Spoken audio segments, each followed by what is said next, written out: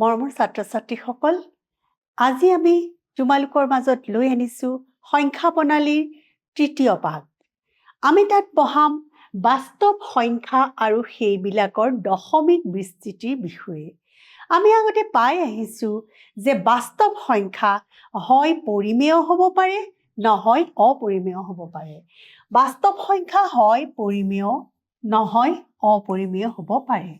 আমি জানো পৰিমেয় সংখ্যাবিলাকক আমি p/q আকৃতিত লিখোঁ আৰু ইয়াক আমি p/q আকৃতিত লিখিব নোৱাৰোঁ। এই বাস্তৱ সংখ্যাৰ সংহতিটোৰ ভিতৰত দুটা সংখ্যা সোমাই আছে, সেইটো হৈছে পৰিমেয় সংখ্যা আৰু অপৰিমেয় সংখ্যা। এইবাৰ আমি চাওঁ পৰিমেয় সংখ্যাৰ দশমিক বিস্তৃতিৰ বিষয়ে। আমি চাইছোঁ যদি পৰিমেয় সংখ্যাটো p/q ৰূপত থাকে তেন্তে p/qৰে ভাগ কৰিলে আমি দুটা পৰিস্থিতি পাম। এটা পাম আমি ভাগশেষ যদি শূন্য হয়। ভাগশেষ যদি শূন্য হয় তেনে সংখ্যাবিলাকক আমি কওঁ দশমিক বিস্তৃতি পৰিসমাপ্ত বুলি কওঁ আমি। চাওঁ এটা উদাহৰণ আমি চাওঁ 8/7। 7ক যদি আমি 8ৰে হৰণ কৰোঁ,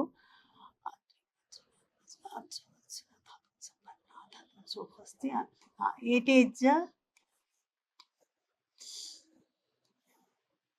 60, 56,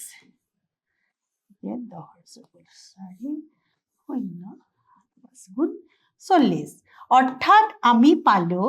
8/7 সমান, ইয়াত ভাগশেষ আমি পালোঁ শূন্য, ভাগশেষ আমি পালোঁ শূন্য। ভাগশেষ পালোঁ শূন্য আৰু উত্তৰত আমি পালোঁ 875। ই আৰু নাযায়, ই এটা দশমিক পৰিসমাপ্তি। গতিকে আমি দেখিলোঁ যে ই 8/7 সমান 0.875, ইয়াৰ ভাগশেষ শূন্য হয় আৰু সেইকাৰণে ইয়াক আমি কওঁ দশমিক বিস্তৃতি পৰিসমাপ্ত বুলি কওঁ। এইবাৰ আমি আন এটা পৰিস্থিতিলৈ চাওঁ, যদি ভাগশেষ শূন্য নহয়, বিভাজনৰ সময়ত যদি কিছুমান পদক্ষেপৰ পিছত দশমিক বিস্তৃতি অনন্তকাললৈকে চলি থাকে তেনে বিস্তৃতিক আমি কওঁ অবিৰত পুনৰাৱৰ্তিত বুলি কওঁ, নন টাৰ্মিনেটিং বুলি কওঁ, অবিৰত পুনৰাৱৰ্তিত। আমি চাওঁ 3/1, 3/1ক যদি আমি কৰোঁ, 3/1ক যদি আমি হৰণ কৰোঁ, 3ৰে যদি 1ক হৰণ কৰোঁ, দশমিক দিলোঁ 0, 3 3 গুণ 9, 1 0, 3 3 গুণ 9, 1 0, 3 3 গুণ 9, এইফালে আমাৰ গৈ আছে, অৰ্থাৎ 3/10, 3ক যদি আমি 10ৰে হৰণ কৰোঁ সমান আমি পালোঁ 0.3333। ই অবিৰতভাৱে গৈ আছে, কিন্তু ই পুনৰ বাৰে বাৰে 3 আহি গৈছে। গতিকে আমি এনেধৰণৰ বিস্তৃতিক কওঁ অবিৰত পুনৰাৱৰ্তিত বিস্তৃতি, অবিৰত পুনৰাৱৰ্তিত বিস্তৃতি। গতিকে আমি পালোঁ পৰিমেয় সংখ্যাৰ ক্ষেত্ৰত দুই প্ৰকাৰ দশমিক বিস্তৃতি পালোঁ। যদি ভাগশেষ শূন্য হয় তেনেধৰণৰ দশমিক বিস্তৃতিক আমি কওঁ পৰিসমাপ্ত দশমিক বিস্তৃতি, আৰু যদি ভাগশেষ শূন্য নহয়, ইয়াত আমাৰ ভাগশেষ শূন্য নহয়, not equal to 0, তেনেহ'লে আমি পাম অবিৰত পুনৰাৱৰ্তিত বিস্তৃতি। এইবাৰ আমি চাওঁ তোমালোকে মনত ৰাখিবলগীয়া এটা কথা, তোমালোকে নিজৰ খুব টোকা বহীত লিখি লোৱা যে এটা পৰিমেয় সংখ্যাৰ দশমিক বিস্তৃতি যদি পৰিসমাপ্ত বা অবিৰত পুনৰাৱৰ্তিত হয়, পৰিমেয় সংখ্যাবিলাকৰ সদায় দশমিক বিস্তৃতি হয় পৰিসমাপ্ত, নহয় অবিৰত পুনৰাৱৰ্তিত হ'ব। আনহাতে আমি ক'ব পাৰোঁ যে যিটো সংখ্যাৰ দশমিক বিস্তৃতি পৰিসমাপ্ত বা অবিৰত পুনৰাবৃত্তিত, সেই সংখ্যাটোক আমি কওঁ পৰিমেয় সংখ্যা। দুই ধৰণে আমি ক'ব পাৰিলোঁ পৰিমেয় সংখ্যাৰ দশমিক বিস্তৃতি হয় পৰিসমাপ্ত, নহয় অবিৰত পুনৰাৱৰ্তিত, আৰু যদি যিটো সংখ্যাৰ দশমিক বিস্তৃতি পৰিসমাপ্ত বা অবিৰত পুনৰাৱৰ্তিত, সেই সংখ্যাটোক আমি কওঁ পৰিমেয় সংখ্যা এবাৰ আমি আহোঁ অপৰিমেয় সংখ্যাৰ অপৰিমেয় সংখ্যাৰ দশমিক বিস্তৃতি কি হ'ব অবিৰত অপুনৰাবৰ্তিত হ'ব অবিৰত অপুনৰাবৰ্তিত ই হ'ব আমি দেখিছোঁ যে পাই ভেলু আমি পাইছোঁ 7/22 আমি 7ৰে যদি 22ক হৰণ কৰোঁ আমি 141592653585973238 এনেদৰে আমাৰ গৈ আছে আমি দেখিছোঁ যে ই পুনৰাবৰ্তিত হোৱা নাই কিন্তু ই অবিৰতভাৱে গৈ আছে এনেধৰণৰ বিস্তৃতিক আমি কওঁ অবিৰত অপুনৰাবৰ্তিত বিস্তৃতি আৰু যিবিলাক সংখ্যাৰ এনেকুৱা ধৰণৰ বিস্তৃতি থাকে সেইবিলাকক আমি কওঁ অপৰিমেয় সংখ্যা আমি আকৌ এটা টোকা লিখি লওঁ যে অপৰিমেয় সংখ্যাৰ দশমিক বিস্তৃতি অবিৰত আৰু অপুনৰাবৰ্তিত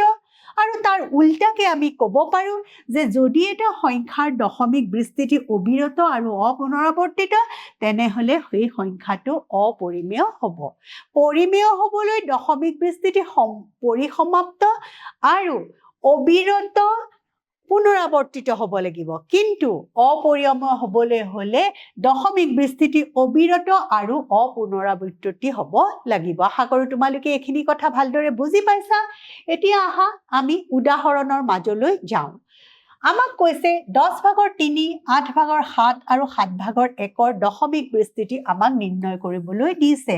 আমি এটা এটাকৈ চাই যাওঁ যে 10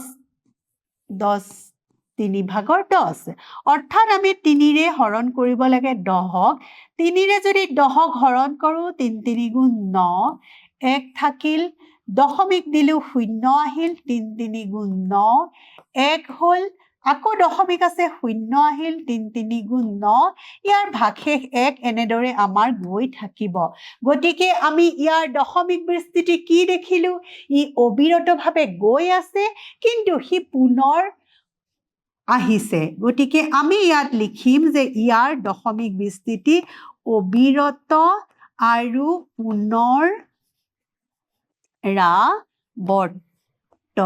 পুনৰাবৰ্তনীয় মানে ভাগশেষ অৰ্থাৎ তাৰ ভাগশেষ আমাৰ 0 হোৱা নাই এবাৰ আমি চাওঁ 8/7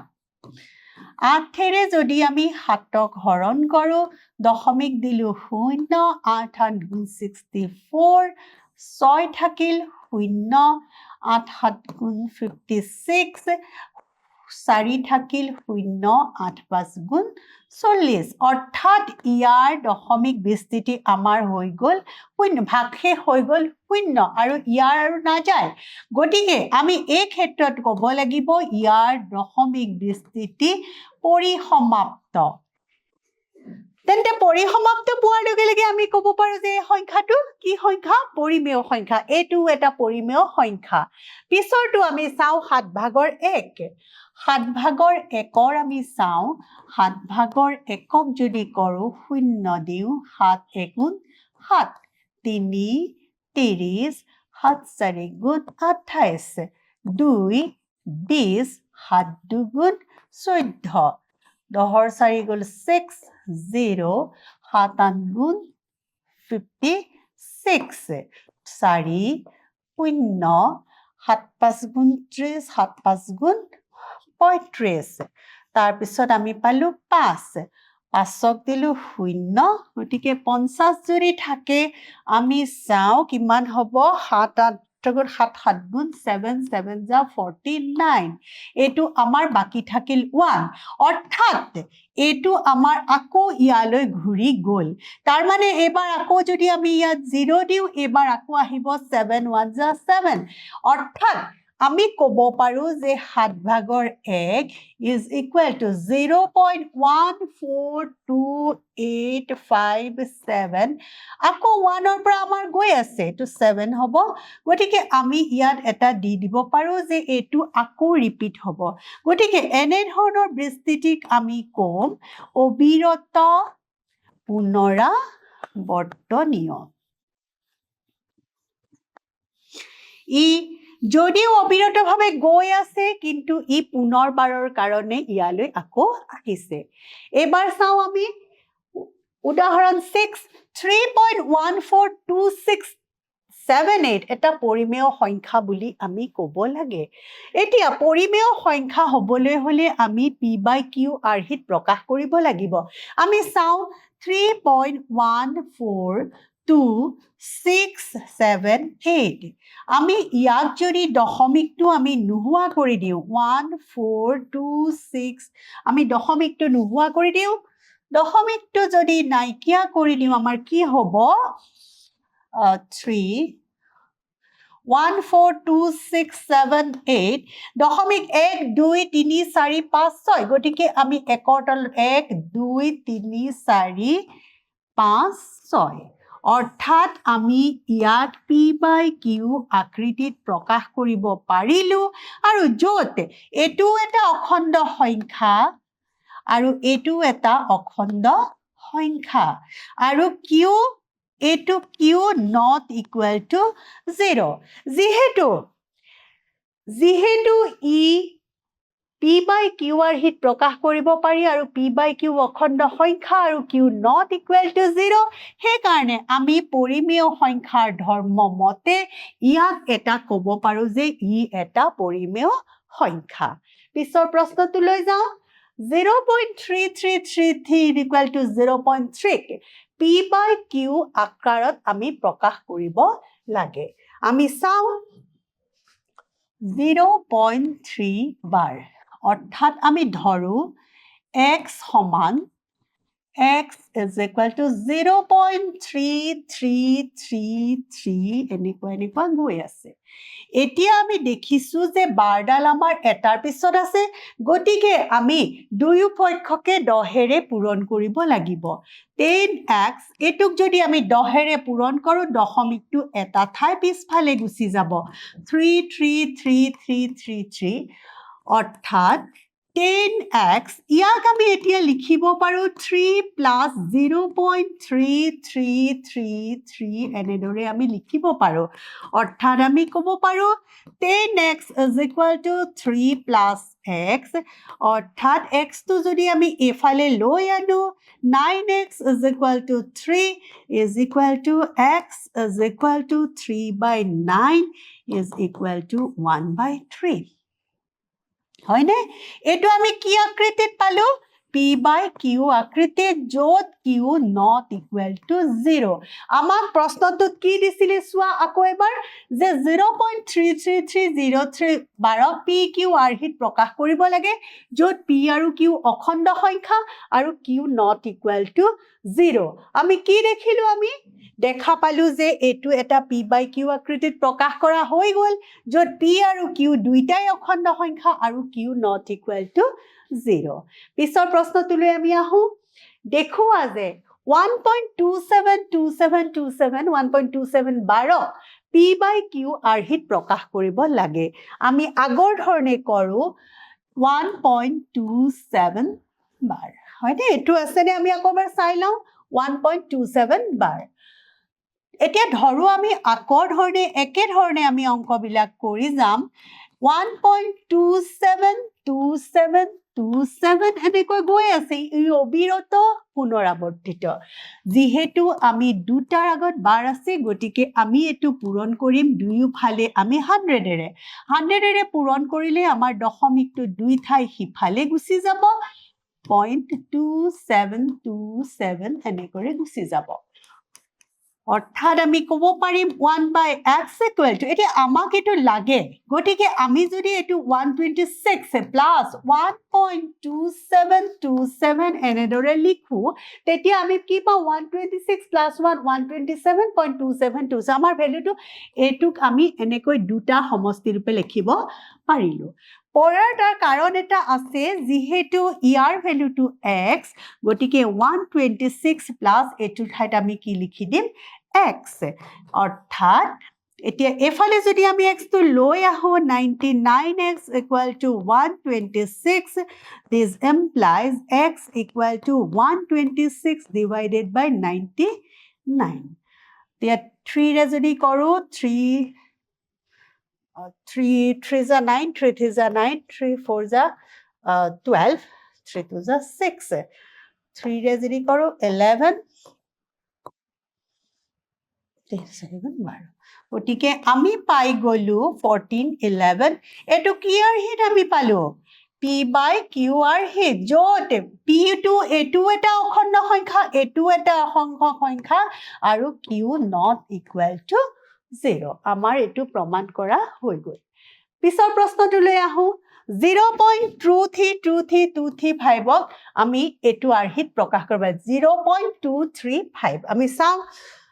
0.235 বাৰ ধৰো আমি x সমান 0.23535 আমি বাৰে বাৰে আহিব 35 আমাৰ বাৰে বাৰে আহিব এতিয়া যেহেতু আমাৰ দুটাৰ হিফালে আছে গতিকে আমি 100 এৰে কৰিম is equal to এটো গুছি যাব আমাৰ জিৰ' এটো আমি দুটা ঘাত হিফালে গুছি যাব গতিকে 23.53553 হয়নে এটো 235353 এনেদৰে আমাৰ গৈ আছে পিছত আমি লিখিলো 100x এটোক যদি আমি দুটাৰ সমষ্টি হিচাপে ৰাখিব লাগে x তো প্ৰথম আমি লিখি লওঁ 0.235353 আৰু তেতিয়া সন্মুখত আমাৰ হ'ব 23.3 চাও আমি 3 + 2 5 এই দুটা যোগ কৰিলে আমাৰ গৈ এটো পাই গলো এতিয়া আমি লিখিম 100x is equal to 23.3 plus এটো হলনি লিখিম আমি x এটো হৈ যাব 99x is equal to 23.3 অৰ্থাৎ x সমান 23.3 টো ওপৰত গল তলত থাকিল 99 সমান 233 দশমিক যদি নোহোৱা কৰি দিও আমাৰ হৈ যাব 990 এটো আমি p by q আকৃতিত প্ৰকাশ কৰা আমাৰ হৈ গল যত q not equal to 0 বুজি পাইছা সাগে তোমালোকে এবাৰ আহো আমি পিছৰ প্ৰশ্নটোলৈ 7/1 আৰু 7/2 মাজত থকা এটা অপৰিমেয় সংখ্যা উল্লেখ কৰিব লাগে আমি চাও 7/1 আৰু 7/2 আমি 7/1 আমি মান উলাই লও দশমিক দিলু 0 7 গুণ 7 3 0 7 4 28 2 0 7 দুগুণ 14 6 0 7 8 গুণ 56 4 0 7 7 গুণ 49 4 7 7 গুণ 42 7 5 গুণ 7 5 যা হ'ব আমাৰ এটো 7 5 যা 35 5 থাকিল 0 7 7 যা 49 1 থাকিল আকৌ আমি এই অৱস্থালে উলটি গলো অৰ্থাৎ আমি ক'ব পাৰো 7/1 is equal to 0.14287 বাৰ এটো আমি পালো 7/1 এবাৰ আমি 7/2 টুক চাও দশমিক দিলু 0 7 দুগুণ 14 6 থাকিল 0 7 9 গুণ 56 4 থাকিল 0 7 5 গুণ 35 10 5 গুণ 5 0 7 7 গুণ 49 1 থাকিল 0 7 1 যা 7 3 থাকিল 0 7 4 গুণ 28 2 থাকিল এবাৰ 2 টো আকৌ গৈ আমি এটো পাই গলো অৰ্থাৎ 7/2 সমান আমি পাই গলো 0.28571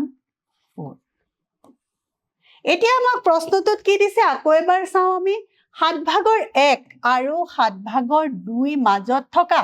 এটা অপৰিমেয় সংখ্যা আমাক উলিয়াবলৈ দিছে অপৰিমেয় সংখ্যা হ'বলৈ হলে আমাৰ কি হ'ব লাগিব অবিৰত হ'ব লাগিব আৰু অপুনৰাৱৰ্তিত হ'ব লাগিব আমি এতিয়া কৰি ললো যে আমি এই দুটাৰ মাজৰ আমি সংখ্যা ওলাব লাগে এতেকে মাজৰ অপৰিমেয় সংখ্যা মাজৰ এটা অপৰিমেয় সংখ্যা মাজৰ এটা অপৰিমেয় সংখ্যা হ'ব অপৰিমেয় সংখ্যা হ'ব কি হ'ব আমি চাও ইয়াত আছে 14 ইয়াত আছে 0.28 তাৰ মাজৰ যিকোনো এটা সংখ্যা আমি লৈ ল'ব পাৰো 0.150 1500 এনেকুৱা এটা সংখ্যা আমি যিকোনো সি হ'ব লাগিব অবিৰত আৰু অপুনৰাৱৰ্তিত সি হ'ব লাগিব গতিকে তেনে ধৰণৰ সংখ্যা এটা আমি পাই গলো এবাৰ আমি আহো মূল্যায়নলৈ 6/5ৰ দশমিক বিস্তৃতি কিমান আমি আগতে যেনেকৈ কৰিছো আমি 6/5ৰ আমি দশমিক বিস্তৃতি চাই লওঁ 6/5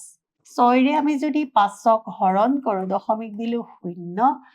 0 6 7 গুণ 6 8 গুণ 6 8 যা 48 2 0 6 দুগুণ 6 3 গুণ 18 3 দিলো 6 3 যা 18 6 3 যা 18 6 3 যা 18 2 দিলো 0 6 3 যা 18 কি পাই গলো আমি 0.83333 আমি আছেনে চাও আমাৰ প্ৰশ্নটোত 0.833 আমি কৰি দেখা পালো গতিকে আমাৰ এই প্ৰশ্নটোৰ উত্তৰ হ'ব 0.8333 আমি পিছৰ প্ৰশ্নটোলৈ আহো